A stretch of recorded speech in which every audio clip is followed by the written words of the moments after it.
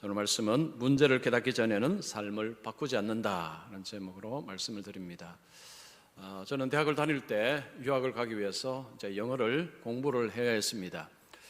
그때는 영어 공부할 수 있는 방법이 별로 없었습니다. 요즘은 외국인들이 많아서 외국인들을 통해 직접 배울 수도 있고 또 유튜브도 있고 방법이 참 많습니다. 근데 제가 대학교 다닐 때는 공부할 수 있는 방법이 몇 가지 없었습니다. 그때 할 수 있는 그 아주 많이 쓰는 방법이 영어 회화 테이프를 열심히 듣는 것이었습니다. 테이프 한 120개 정도 되는 좀 비싼 그 영어 회화 테이프를 누님의 도움으로 구입을 했습니다. 그리고 그것을 가지고 이제 열심히 공부를 했습니다. 한 8개월 정도 들으면서 이제 한 번을 다 들었습니다. 처음에는 하나도 들리지 않았습니다. 그냥 무슨 사람이 무슨 하는 소리로만 들렸습니다. 그런데 자꾸 들으니까 이제 무슨 말인지를 이제 알아먹기 시작했습니다. 한 번을 듣고 두 번을 딱 들으니까요, 잘 들렸습니다. 이제는 내가 영어를 잘 할 수 있겠다 하고 토플 시험을 쳤습니다. 이게 토플 시험에 그 당시에는 550점을 맞아야 대학을 들어갈 수가 있습니다. 요즘은 점수가 좀 바뀌었습니다. 첫 시험이 리스닝 듣기 시험입니다. 일본 스피커에서 외국 사람이 이야기를 하는데요, 무슨 말인지 하나도 안 들렸습니다.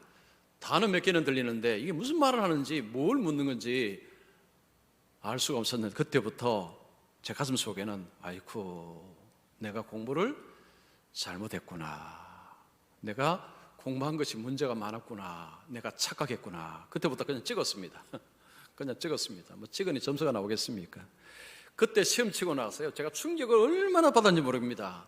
와, 이제는 잘 들린다, 이제는 점수 좀 맞겠다 했는데 막상 시험 치니까 제대로 들리지 않았습니다. 그 테이프 한 번 듣고 두 번 듣고 하니 잘 들릴 수밖에 없죠. 당연히 잘 들리는 것입니다. 그것도 교재가 있으니까 교재 보고 듣고 반복해 보십시오. 당연히 잘 들리는 것입니다. 그래서 이제 공부를 어떻게 해야 되나 좀 고민에 휩싸였죠. 학교에서 그 학교에 이제 영어 강의를 하는 분 중에 미국 유학을 갔다 온 분이 있습니다. 그분에게 가서 물었습니다. 공부를 어떻게 해야 되는지 좀 알려주십시오. 그리고는요, 공부 방법을 확 바꿨습니다. 그리고 이제 그 다음에 토플 점수를 얻을 수 있었습니다. 여러분도 아마 삶을 살다가 어떤 부분을 열심히 정말 했는데 실패한 경험, 그래서 충격을 많이 받은 경험, 이제 어떻게 해야 되나, 이런 경험 아마 다 있었을 것입니다. 직장에서 정말 열심히 일했습니다. 정말 열심히 일했습니다. 그런데 승진해서 누락되었습니다. 그리고 해고당했습니다. 아니, 내가 그렇게 열심히 일했는데 내가 일하는데 문제가 있었구나. 그러면 어떻게 해야 된단 말인가. 이제 그런 이 경험들 또 하신 분이 계실지 모르겠습니다. 또 자녀 양육할 때, 우리가 어릴 때 자녀를 양육하고 하면 어릴 때 말도 잘 듣고 고분고분하고 공부도 열심히 하고 하다가 좀 크면서 엇나가고 이제 신앙에서 떠나고 이런 일이 생기면 그때부터 내가 자녀를 잘못 키웠구나, 내가 자녀 교육에 문제가 있었구나, 이거 어떻게 해야 되지? 이런 상황을 맞이하기도 합니다. 우리가 살아가면서 어떤 부분을 열심히 할 때는 잘 몰랐습니다. 근데 한참 하는데 예상과는 다른 결과가 나와서 그때 충격을 받고 이제는 어떻게 해야 되나, 이제는 뭘 어떻게 바꿔야 되나, 이런 고민을 할 때가 있습니다. 우리가 살면서 여러 부분에서 그런 경험을 하는데, 특별히 우리가 이 한 부분에 있어서는 정말 우리 스스로에게 문제의식을 가져야 될 부분이 있습니다. 그 부분은 바로 신앙 영역입니다.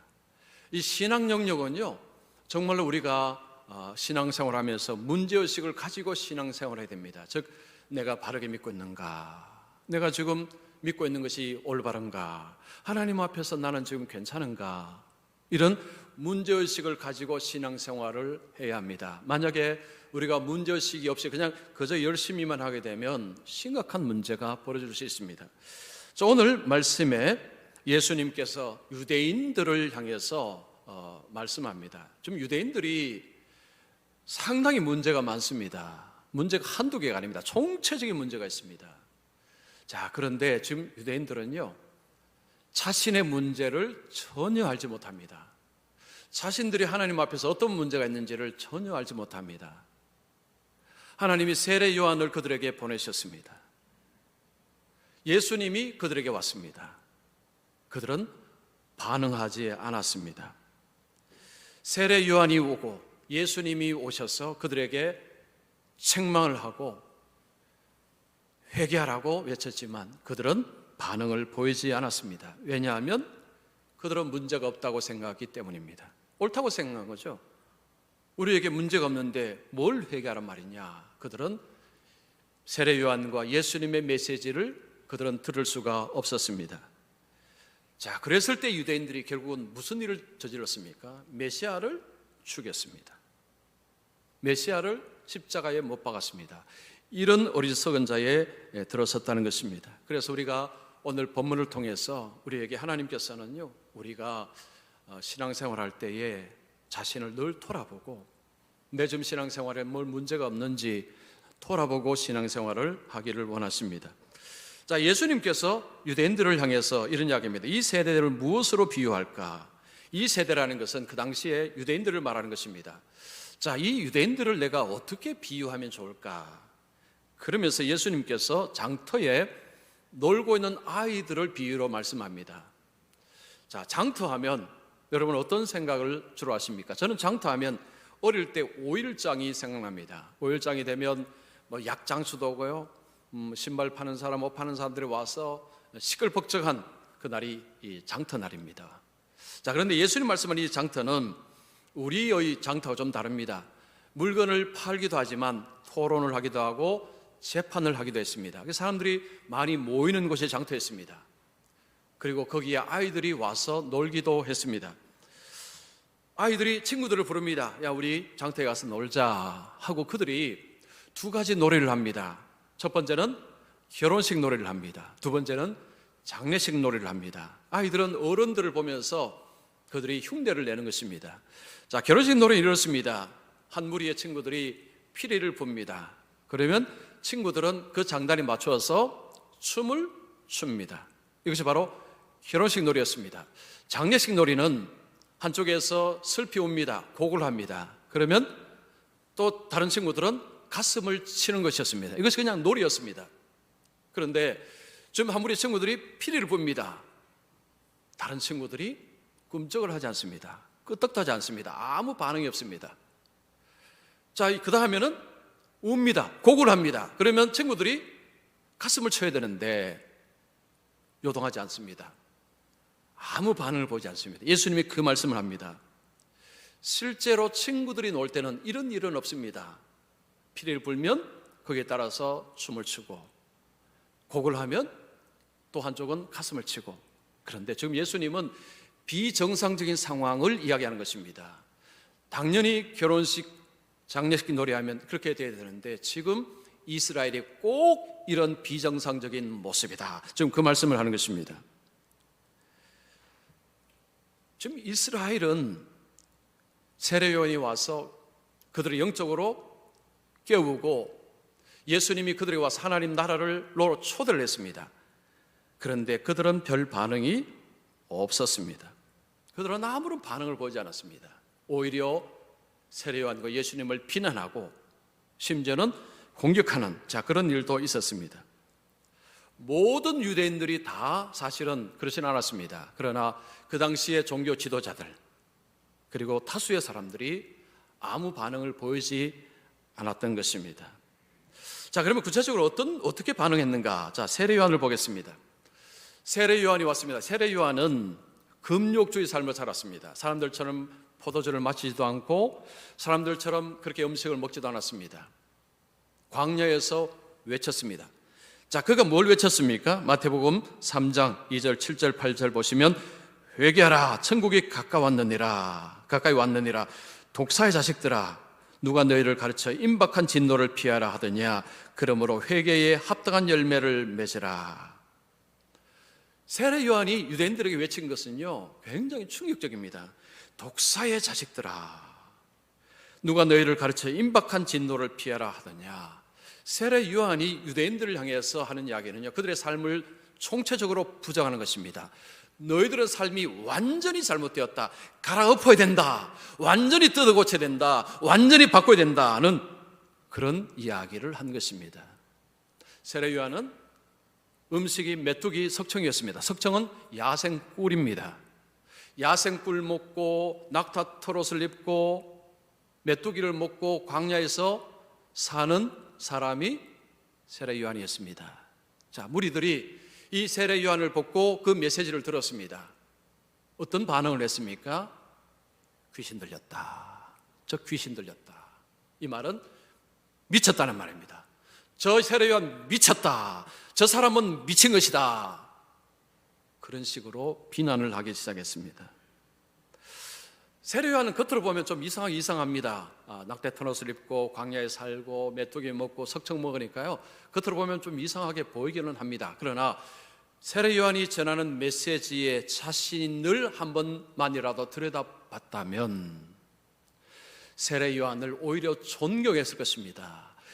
역시 하나님의 사람은 다르구나, 우리하고는 달라.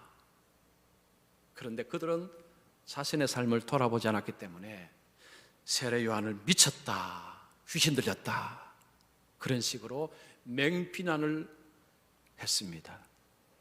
자신들의 문제를 알지 못하니 바꿔야 될 이유를 알지 못한 것입니다. 자, 예수님이 오셨을 때 그들은 어떻게 반응했습니까? 예수님은 그들처럼 먹고 마셨습니다. 포도주도 드시고 그들처럼 같이 음식을 드셨습니다. 예수님도 그들에게 외쳤습니다. 회개하라, 천국이 가까이 왔느니라. 예수님도 세례 요한처럼 천국이 가까이 왔다, 회개하라 라고 외쳤습니다. 그들은 예수님을 향해서 어떤 비난을 했습니까? 먹기를 탐하고 포도주를 즐기는 사람이다. 이 먹기를 탐한다는 것은요, 개걸스럽게 먹는 사람, 즉 음식 앞에 있으면 정신 못 차리는 사람, 그냥 음식에 탐욕이 가득한 사람, 예수님을 그렇게 부른 것입니다. 포도주를 즐긴다는 것은 그냥 포도주를 그냥 마시는 게 아니고요, 술을 즐기는 사람, 술 주정뱅이, 이런 표현입니다.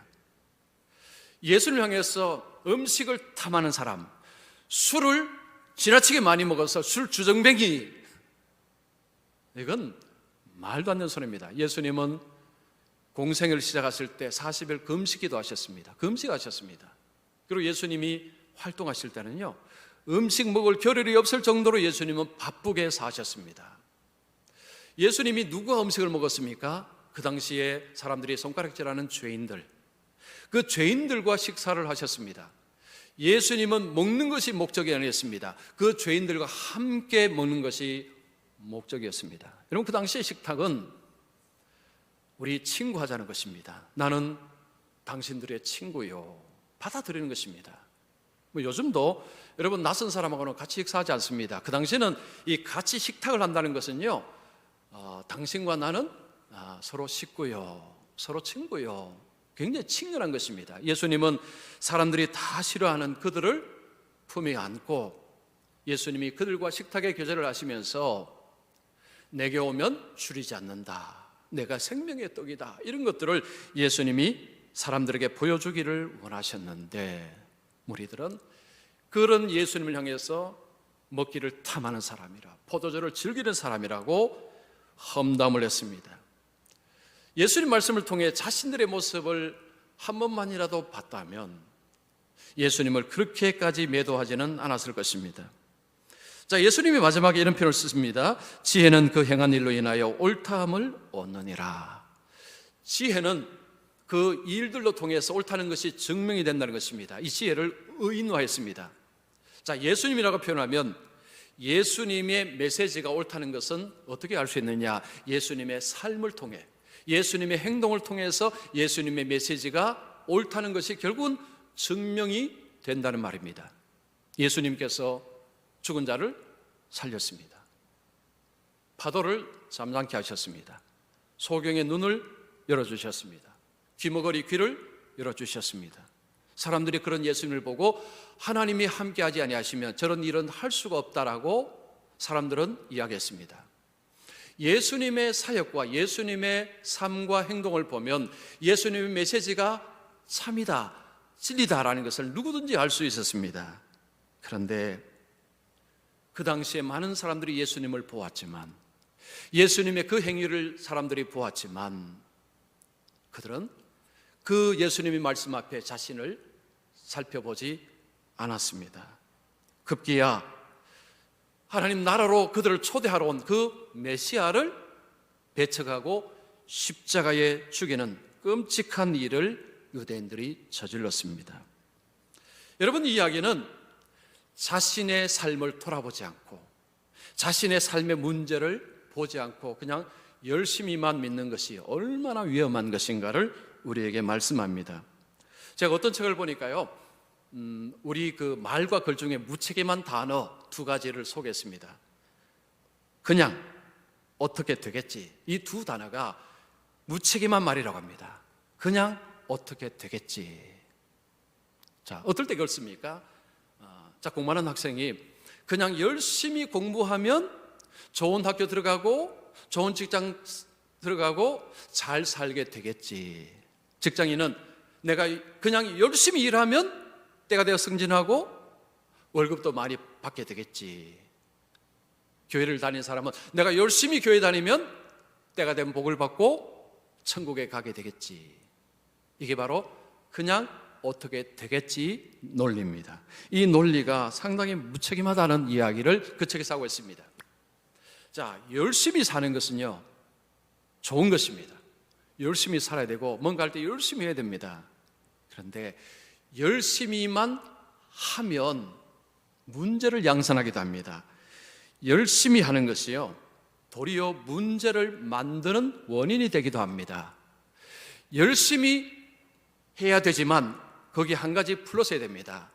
내가 바른 목표를 향해서 바른 방향으로 내가 옳게 하고 있는가, 이것을 물어보고 내가 혹시 문제가 있지 않는가를 돌아보는 그 삶이 같이 붙어서 가야지, 이게 떨어진 가운데서 그냥 열심히만 하게 되면 이런 일이 벌어집니다.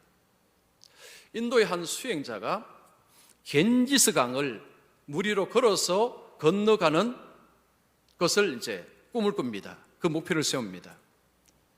밤낮으로 머릿속에는 어떻게 하면 물 위로 걸어서 겐지스 강을 건널 것인가. 이 사람은 늘 그것만 생각합니다. 열심으로 연구합니다. 그리고 열심으로 훈련합니다. 드디어 18년 만에 물 위로 걸어서 겐지스 강을 건넜습니다. 너무 기뻤습니다. 이 기쁨을 그 인도의 최고 지도자, 영적인 지도자에게 가서 내가 알려드리겠다 하고 그 한 사람에게 쫓아갔습니다. 선생님, 제가 물 위로 걸어서 겐지스 강을 건넜습니다. 선생님에게 칭찬을 듣고 인정을 받기를 원했습니다. 의기양양하게 여겼습니다. 그때 선생님이 묻습니다. 자네 몇 년 동안 수행을 했나? 18년을 했습니다. 자네 혹시 겐지스 강을 건너는 배삭시 얼마인 줄 아는가? 한 18루피 합니다. 자네 18년 동안 열심히 애써서 18루피 벌었네. 18년 동안 죽으라고 열심히 했는데 겨우 18루피 세이브한 것입니다. 무슨 이야기입니까? 열심히 했는데 아무짝에도 쓸 수 없는 것에게만 그냥 온 천지 시간을 다 부었다는 거죠. 자, 이 이야기는 뭐 누가 만든 이야기지만 우리에게 열심히만 하는 것은 위험하다는 것을 이야기합니다. 그런데 우리가 열심히 하면요, 이 열심히라는 단어에 우리가 속습니다. 열심히 하면 그냥 그 열심히 하기 때문에 내가 바른 길로 가고 있다고 생각합니다. 아이들이 열심히 공부하면 잘한다고 부모들이 이야기하지 않습니까? 아이 그래 잘해 열심히 하면 돼. 그거 옳은 말 아닙니다. 열심히만 하면 여러분 세상이 됩니까? 그렇지 않죠. 열심히만 하면 되는 세상도 아니고 열심히만 하는 것은 위험합니다. 열심히 오히려 열심으로 하기 때문에 자기에게 자기가 속습니다. 내가 열심으로 하기 때문에 스스로가 자신감을 얻습니다. 근데 제가 시험을 쳐서 뚝 떨어진 것처럼 그런 일이 벌어지는 것입니다. 자, 우리가 열심으로 하는 것 플러스 내가 바른 방향으로 바르게 하고 있느냐, 아니면 내가 혹시 지금 뭔가 문제가 있지 않느냐, 이 의식을 가지고 사는 것이 필요한데, 특별히 신앙생활에 이 의식이 필요합니다. 여러분, 예수님 시대의 종교 지도자들, 바리새인들, 서기관들은요 열심히 대단했습니다. 그들은 율법을 지키는 열심은요 어마어마했습니다. 바울이 예수님을 믿기 전에, 바울은 이 바리새인입니다. 바울은 자신을 이야기할 때 열심히 대단했다고 이야기합니다. 갈라디아서 1장 14절 보십시오.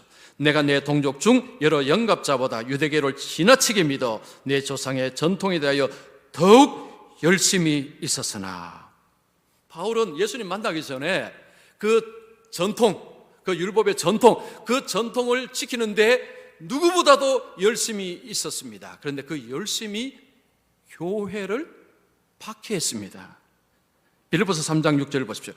열심으로는 교회를 박해하고. 이 엄청난 일이 일어났습니다. 그 하나님 앞에 그렇게 열심히였던 바울이 그 열심히 교회를 박해하는 일을 하게 만든 것입니다. 여러분, 우리가 신앙생활 할 때요, 바울처럼 교회를 박해하는 그런 일은 우리가 하지 않겠지만, 그런데 그냥 해오던 방식대로 그냥 열심히 하는 것은 위험할 수 있습니다. 그냥 무조건 열심히만 하는 것은요, 이게 위험할 수 있습니다. 여러분, 교회에서 갈등이 일어날 때 열심히 있는 분들이 문제를 일으키는 경우들이 종종 있습니다. 열심이라는 것 자체가 필요는 한데 방향이 잘못되면요, 이거 굉장히 위험합니다.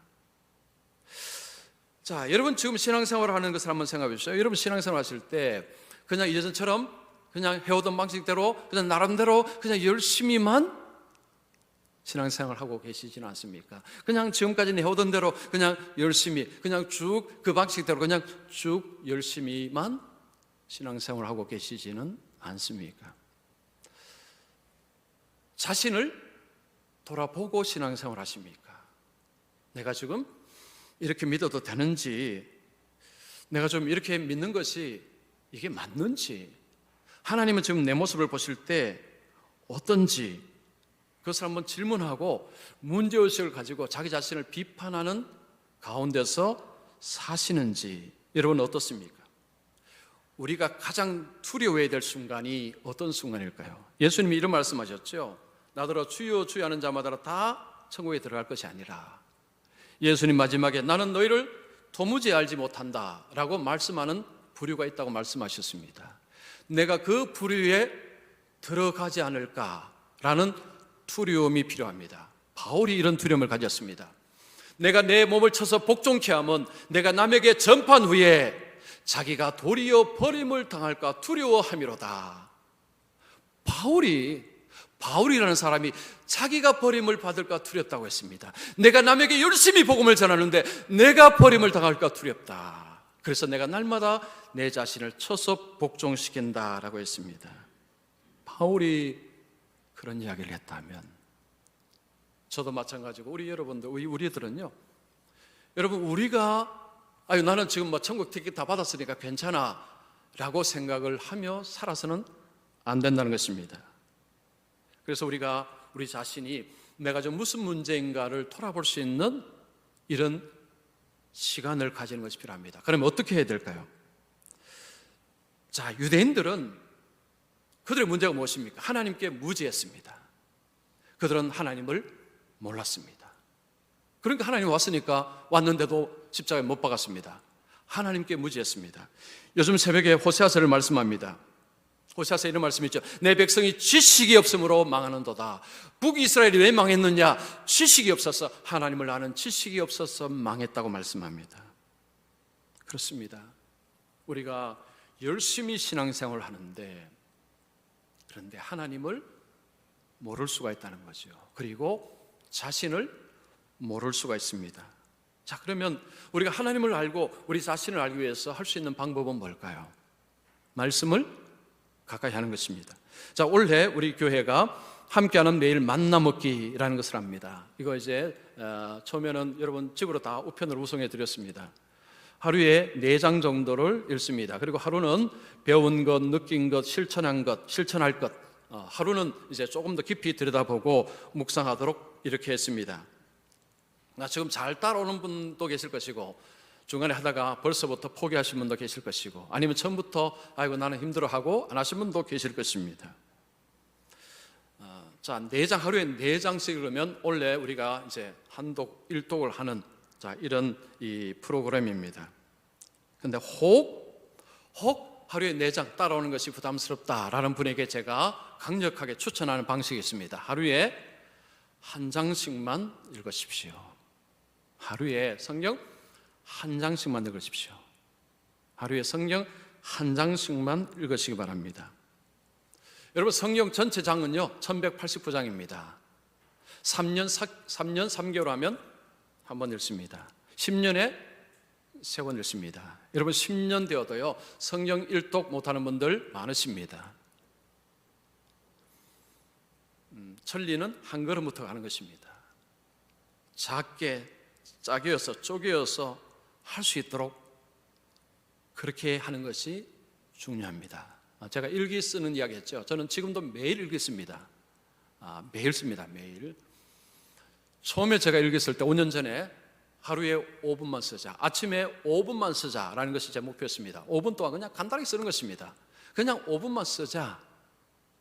지금은요 20분, 30분 넣습니다. 그런데 지금은 일기를 안 쓰면 이상합니다. 그래서 반드시 써야 됩니다. 이상해서 못 넘어갑니다. 뭐 특별한 일에서 못 쓰는 날, 그 다음 날이라도 꼭 채워넣습니다. 이 습관화를 시키는 데 있어서 처음에는 잘게 짜기는 것이 필요합니다. 여러분, 성경을 내가 하루에 10장 읽겠다 그러면요 며칠 못 가서 포기합니다. 하루에 1장만이라도 읽으십시오. 가능하면 우리 교회로 따라오는 대로 와도 좋고요. 만약에 이것이 힘들면 그냥 하루에 1장 읽기라고 해보십시오. 이것은 누구든지 하실 수 있습니다. 이거 안 하면 핑계입니다. 이거 안 하는 것은 마음이 없다는 것입니다. 나중에 주님 앞에 섰는데 야, 너 성경도 한번 안 읽었나? 그런 소리는 안 들어야 되겠죠. 물론 하나님이 그런 질문은 안 하시겠지만, 여러분, 한 가정에 아버지가 있습니다. 아버지가요 날마다 저녁에 자기 전에 테이블 위에서 성경을 펴고 하나님께, 하나님 이 말씀 읽습니다, 하나님 이 말씀을 깨닫게 하여 주시옵소서라고 기도하고 성경 1장을 읽습니다. 볼펜을 가지고 표시해 가면서 퀘스천 마크도 하고 줄도 그으면서 1장을 쫙 경건하게 읽습니다. 매일매일 그냥 1장씩 읽습니다. 여러분, 그 분이 앞으로 1년 뒤, 2년 뒤, 5년 뒤, 10년 뒤 어떨 것으로 상상하십니까? 매일매일 하나님 말씀 앞에서 자기를 보는 아버지, 그 아버지는 앞으로 어떨까요? 사람은 하루아침에 변하지 않습니다. 축적이 돼야 됩니다. 축적. 1장, 또 1장, 또 1장, 이것이 쭉 축적이 되는데요. 여러분, 하나님의 말씀은요 놀라운 능력이 있습니다. 저도 가끔씩 그 능력을 체험하는데, 하나님의 말씀이 말씀을 읽는 자에게 하나님이 사로잡는 이런 게 있어요. 아마 이거 경험하신 분들 계실 것입니다. 저도 그걸 제가 종종 경험합니다. 그냥 성경을 읽는데 성경이 저를 그냥 이렇게 사로잡는 느낌이 있죠. 이 독특한 능력입니다. 이 경험입니다. 이게 뭐냐면, 우리가 말씀 앞에 가면 말씀이 우리를 사로잡는다는 거죠. 그래서 하루하루 말씀 앞에서 자신을 돌아보는 삶을 살아가면 이것이 축적이 되면 축적이 될 때, 여러분 어떤 삶이 될까 한번 상상을 해보십시오. 아버지만 읽어도 될까요? 어머니도 읽어야 됩니다. 어머니도 하루에 1장씩 여러분 말씀 앞에서 자신을 돌아봅니다.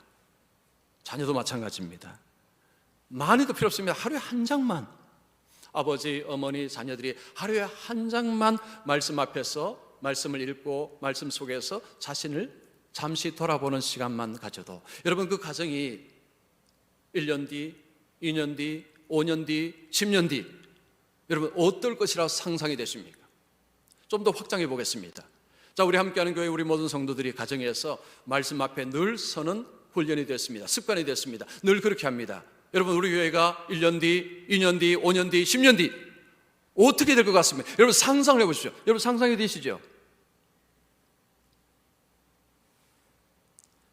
오늘 한 장의 말씀 앞에서 우리 자신을 돌아보는 이것이 앞으로 점점 가면 갈수록 엄청난 변화로 이어진다는 것입니다. 제가 심리학 어떤 책을 보니까 사람은 현재 자아가 있고요, 미래 자아가 있다고 합니다. 미래 자아는 미래에 자기가 되고 싶은 모습이 미래의 자아입니다. 현재 자아는 현재 자기 모습입니다. 현재 자아는 지금 현재 모습이고요, 미래에 내가 되고 싶어 하는 미래의 자아를 상상하며 사는 사람은 오늘 현재 자아를 계속해서 따듬어 간답니다. 미래에 내가 어떤 사람이 되고 싶어하는 이 상상을 하는 사람은 오늘 현재 자아를 계속 만들어 간답니다. 대충 살지 않는다고 합니다. 여러분, 우리가 미래에 대해서 지금 하나님 앞에서 우리 자신을 이렇게 살펴보면서 미래에 대한 꿈을 꿔야 됩니다. 그게 비전입니다. 하나님께서 만들어 가신, 하나님께서 주시는 그 꿈을 생각하고 오늘 우리 자신을 만들어 가는 것입니다. 여러분, 작게 눈덩이처럼 그냥 조금씩 하는 것입니다. 하루가 이틀이 되고 이틀이 사흘이 되고 사흘이 5일이 됩니다. 그러면 몸이 딱 이 습관이 되면요, 누가 뭘 해도 자동으로 합니다. 안 하면 안 됩니다. 안 하면 이상합니다. 이게 습관입니다. 많은 욕심을 내면 오히려 못합니다. 그냥 작게 하루에 한 장, 하루에 한 장만이라도 읽고 하루를 지나가는 이런 삶을 우리가 살아간다면 우리 자신이 하나님 앞에서 내가 지금 바르게 믿고 있는지, 하나님 앞에 내 모습은 어떠한지 우리가 조금이라도 그런 시간을 가지고 자신을 살펴본다면 본문에 나타나는 유대인처럼 살지는 않을 것입니다. 살았어도 안 됩니다. 그렇게 살면 안 되는 거죠. 하나님이 우리에게 준비하신 그 영광스러운 나라가 기다리고 있습니다. 새 하늘과 새 땅, 거룩한 성 새 예루살렘, 이게 지금 하나님 준비하고 있습니다. 모든 사람이 다 들어가지는 않습니다. 준비하는 사람이 들어갑니다. 그래서 저는 우리 성도님들이 그 미래에 대한 꿈을 가지고 그 미래의 자아를 상상하시면서 오늘 현재 자아를 잘 만들어 가셨어. 그래서 자신의 문제를 늘 돌아보시면서 하나님 말씀을 따라서 늘 경로 수정을 이렇게 좀 하는 거죠. 방향이 잘못되었구나, 또 좀 바꿔야 되겠구나, 그러면서 늘 이렇게 하나님의 뜻을 따라서 여러분 방향을 잘 쫓아가셨어. 나중에 하나님이 준비하시는 그 영광스러운 나라, 하나님이 준비하신 땅, 그 세상 가운데서 그죠? 영원토록 하나님을 찬송하고 기뻐하고 즐거워하는 여러분들이 되시기를 축원합니다.